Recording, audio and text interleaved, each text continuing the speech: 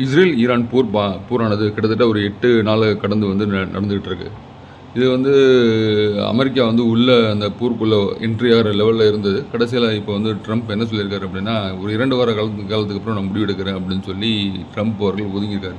அவர் இந்த விஷயத்தில் அந்த 2 வார காலம் அப்படின்னு சொல்லி பார்க்கும்போது கடந்த எல்லா இதுலேயுமே வந்து அவர் 2 வார காலம் அவகாசம் கேட்டுட்டு தான் இருக்காரு. ஸோ ட்ரேட் அதாவது அமெரிக்காவோட ட்ரேட் ஆகட்டும், அப்புறம் வந்து அங்கே நடக்கிற எல்லா பிரச்சனைகளுக்கும் நான் வந்து ஒரு முடிவு பண்ணுறேன் அப்படின்னு சொல்லி இப்போ உக்ரைன் ரஷ்யா அதுக்கு 2 வாரம் காலம் ஆகட்டும் நான் முடிவு எடுக்கிறேன் அப்படின்னு சொல்லி சொன்னார். வந்தோடனே நான் முடிவு எடுக்கிறேன். அது மாதிரி எல்லா விஷயத்துலையும் வந்து கடைசியில் பார்த்தா பேக் அடிக்கிறார். பேக் அடித்தா ஒரு 2 வாரம் காலம் கழிச்சு முடிவு எடுக்கிறேன் அப்படின்னு சொல்லி பேக் அடிக்கிறார்.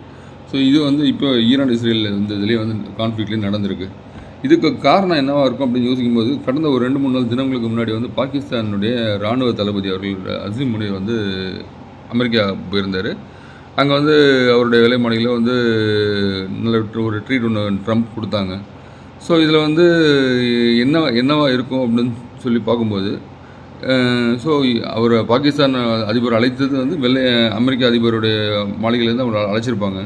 ஸோ இது என்ன காரணமாக இருக்கும் அப்படின்னா, ஈரானுடைய எல்லைகளை வந்து ஒரு 7 நாடுகள் வந்து பகிருது. அதில் வந்து முக்கியமாக பார்க்க போனால் அந்த நாடு என்னென்ன நாடு அப்படின்னு பார்க்கும்போது ஆப்கானிஸ்தான் ஒன்று ஈரான் கூட வந்து எல்லை பகிருது. அதே பாகிஸ்தான் ஒன்று எல்லை பகிருது. மேற்கு சைடில் வந்து துருக்கி வந்து அவங்களோட எல்லை பகிர்றாங்க.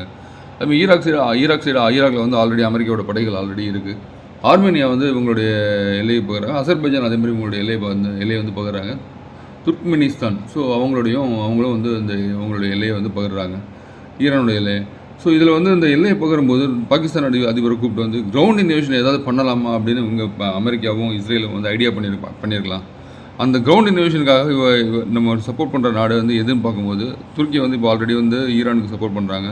ஸோ பாகிஸ்தான் வந்து நம்ம அமெரிக்கா சொன்னால் கேட்பாங்க அப்படின்ற ஒரு சூழ்நிலையில் இருக்கும்போது அசீம் முனீரை கூப்பிட்டு இது மாதிரி இப்போ பேச்சுவார்த்தை நடத்திக்கலாம். எனக்கு கிரவுண்ட் இன்வேஷனுக்கு நாங்கள் வந்து எங்களோட படைகள்லாம் உங்களை அனுப்புகிறோம், அங்கேருந்து வந்து ஈரானுக்குள்ளே அனுப்புறதுக்கு வந்து எங்களுக்கு வசதியாக இருக்கும் அப்படின்னு சொல்லி பேசியிருக்கலாம். ஸோ 2 சைடு, அதாவது ஈராக் ஆல்ரெடி அங்கே அவங்க பக்கமாக இருக்குது, ஈராக் சைட்லேருந்தும் ஸோ இந்த பாகிஸ்தான் சைட்லேருந்தும் அவங்க கிரவுண்ட் இன்வேஷன் நடத்துறதுக்கான காரணமாக கூட இருக்கலாம். அதுக்காக கூப்பிட்டு பேசியிருக்கலாம். அவரும் வந்து ஏன்னா பாகிஸ்தானுக்கு பணம் தேவை, நாங்கள் பணம் தரோம், நீ வந்து நாட்டை வித்துருன்னு சொன்னாலும் பாகிஸ்தான் அதிபர் பாகிஸ்தான் எழுதி கொடுத்து கூட வந்துடுவாங்க அசீம் முனீர். ஏன்னா அவங்க பாகிஸ்தானுடைய கண்ட்ரோலை வந்து இராணுவத்துக்கிட்ட தான் இருக்குது. ஸோ பணத்துக்கு அவங்களோட இராணுவம் எது வேணால் பண்ணும். அதுதான் காரணம், வேறு ஒன்றும் இல்லை. ஸோ இது கூட நடந்திருக்கலான்னு ஒரு சின்ன இது இருக்குது. அதே மாதிரி அசீம் முனீருக்கு வந்து கேட்டுக்கலாம், எங்களுக்கு நாட்டை வந்து இந்த கிரீன் லிஸ்ட்லேருந்து எடுங்க, கொஞ்சம் பணம் கொடுங்க அப்படின்னு ட்ரம்ப் கிட்ட கேட்டு கூட இருக்கலாம். அதுக்கு அதிபருக்கும் சம்மதம் கூட தெரிவிச்சிருக்கலாம்.